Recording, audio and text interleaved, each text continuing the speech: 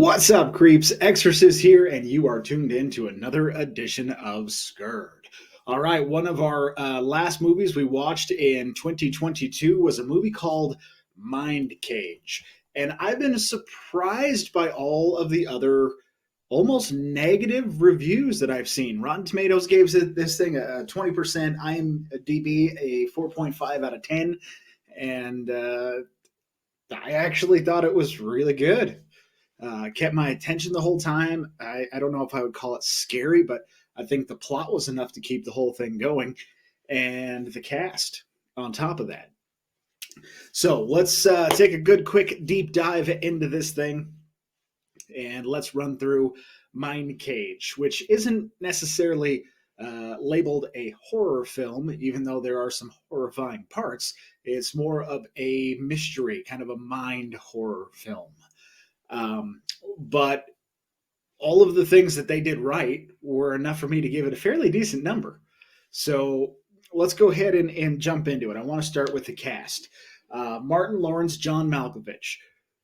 Martin Lawrence, one of the funniest guys on earth. We're used to seeing him do comedy, and he really played a pretty serious role in this movie.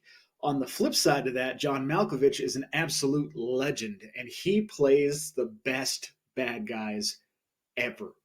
And John Malkovich in this movie is, in fact, the bad guy.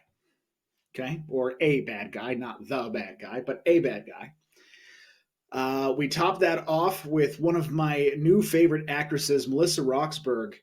She was on the TV series Manifest that you can find on Netflix, and still is. I think they're just getting out of season 4 on that. Absolutely stunning actress in a couple of ways. So I really had a great time seeing her in a different setting, even though she still played a cop, because she plays a cop on Manifest. Didn't matter. She's good at playing that role, and she does it very well. So on the Scurred scale, did I give him a point for cast? Oh, yeah. I should have given him 2 for cast. Great cast. They did a great job. And Martin Lawrence, every time I see him in a movie that's not like, Bad Boys, I wonder, how is this going to go? Are you going to try to be funny but have a serious role? Or, it's iffy. You think of like Jim Carrey being a police officer. Like, in what world are any of us going to be like, that's not a police officer, that's Ace Ventura, right? So the whole funny guy in a serious movie role doesn't always work. But this time it did. Martin Lawrence did an outstanding job, and I think he was one of my favorite characters in the entire show. So yes, they get a point for cast. Okay? So let's get into plot here, and we'll see what the whole story is about without giving away too much. Basically, Martin Lawrence plays a guy named Jake Doyle, and his new partner, Mary Kelly, played by Melissa Roxburgh, has come to find out that there is a group of serial killings, starts with 1, and then it becomes 2, and so on and so forth, that are very much done like what they would call the artist serial killer did. And the artist is played by John Malkovich. So the good news is they have John Malkovich incarcerated and ready to be put to death row. Okay. The bad news is these killings are still happening with him being locked up. So that means they have a copycat. I think that it's very notable that copycat movies are generally pretty cool and generally kind of predictable. And this one, I thought, yeah, it could have been this person, or this person. I feel like it's almost always a cop, so on and so forth. You'll find out. But it felt a little predictable. Overall, though, the plot was great. They start finding the artist killings where they have these big, luxurious wings, and he'll put them on front of a train, or inside a church or something where they're like works of art. They really are. They're quite stunning. But they are people that are, have been murdered. So that's kind of not cool either. Uh, but I like it. I like the idea that, okay, who's the guy? He's stuck in prison. Who's doing it to the level of detail that he did it and is smart enough to be getting away with it? The plot will further on down the line go into possession, and that's where things probably taper off a little bit in terms of how good the plot is. But it's an important part of the story, something to look out for. And I wrote it down in my notes. I wrote down a couple times, how does possession fit in? I wrote that no less than two times. So if you're asking yourself that, you're on track. It's a good question. It's a fair question. And, ask. The setting, it's a typical, city cop setting. And they are all over the place trying to figure out, railroad yard, church, whatever else it might be, where this person is. So setting, while not necessarily any one place, there's enough places in it that they don't jump all over the place and you're scrambling to go here and there. It's cohesive. The setting makes sense. I gave them a point for setting.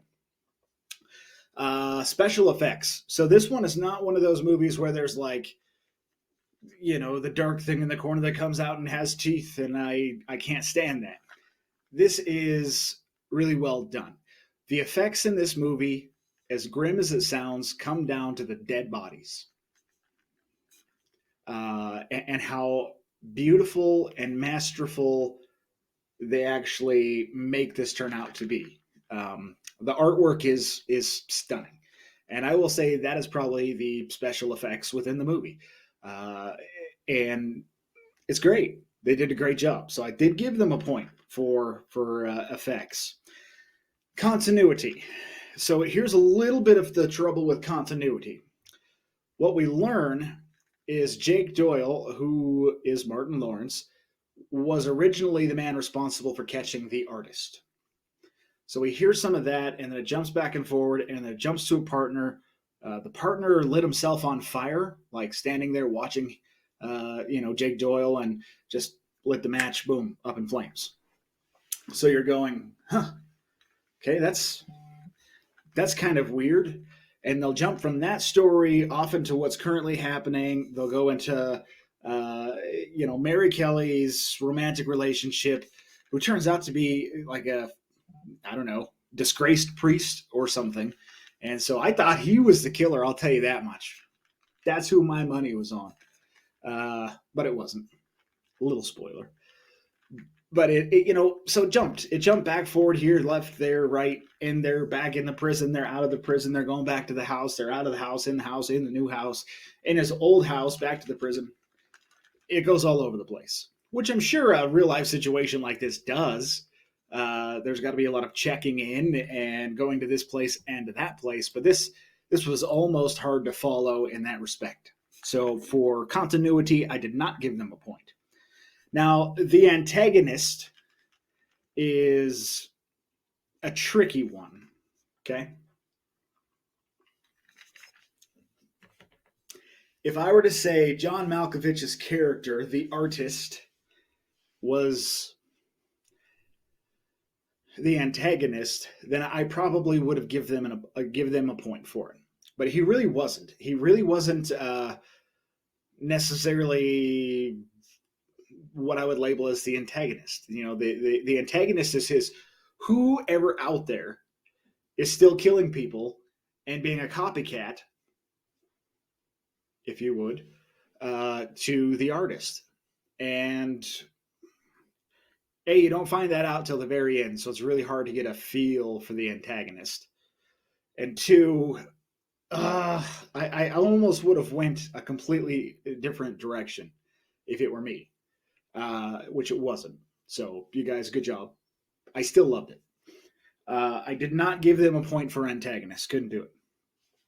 Now, the ending I actually thought was fairly good. And without giving away too much, it comes down to the artist basically trying to outsmart Mary Kelly, and Mary Kelly then outsmarting the artist. And, justice will prevail kind of thing. So the ending, while it was somewhat predictable, I really thought was good. This one isn't going to have a sequel. I mean, it probably will in 20 years or some crazy thing, but I don't see an immediate sequel after this. I just don't. So I did give them a point for ending. Now, on our last three rungs here, spooked, shaken, scurred, did I give them any points there? I gave them a point. I gave them a point for spooked, not shaken, not scurred. Okay. What the point for spooked is the concept, the plot of a serial killer copycat by itself is scary. And then you go into these situations and you see how these cops have so little to go on without somebody feeding them information. These things might not ever get solved. And that's what I worry about in real life. Nonetheless, I think there's a very, very big group of very competent law enforcement officers. I'm just saying in movies like this where they leave so few clue of who it could be or why it could be them, if they didn't have the artist helping them, they would have never come up with the right answer. So, and that part spooks me. It does spook me just a little bit. So I gave him a point for spooked. So all the way around, let's count them up. 1, 2, 3, 4, 5, 6. 6 points for Mindcage. And I think that's pretty solid. If it's not a 6, I'd say it's closer to a 7 than a 5. So that's got to count for something, right? It's a pretty cool show, and there is a great group of actors, actresses on that, and I think that you would like it just based on some of the artwork and then the cast. Just an outstanding, total knockout cast of big names that should still be in a lot of movies. And you don't see them as much anymore, but they should still be in a lot of movies. And this movie is a good reason for saying that. So, okay, real quick, we're on the home stretch, wrapping this thing out. We know it's a 6 now. I want to remind you guys to please go download the Scurred Trivia app, for goodness sake. We're getting a whole bunch of new users every single day, and it's fun. It's fun for me to watch the numbers go up, up, up, up, up, up, up, knowing so many people are having so much fun with Scurred Trivia. As of yesterday and into the new year now, we can officially tell you the Scurred app is now available for both iOS and Google Play Store.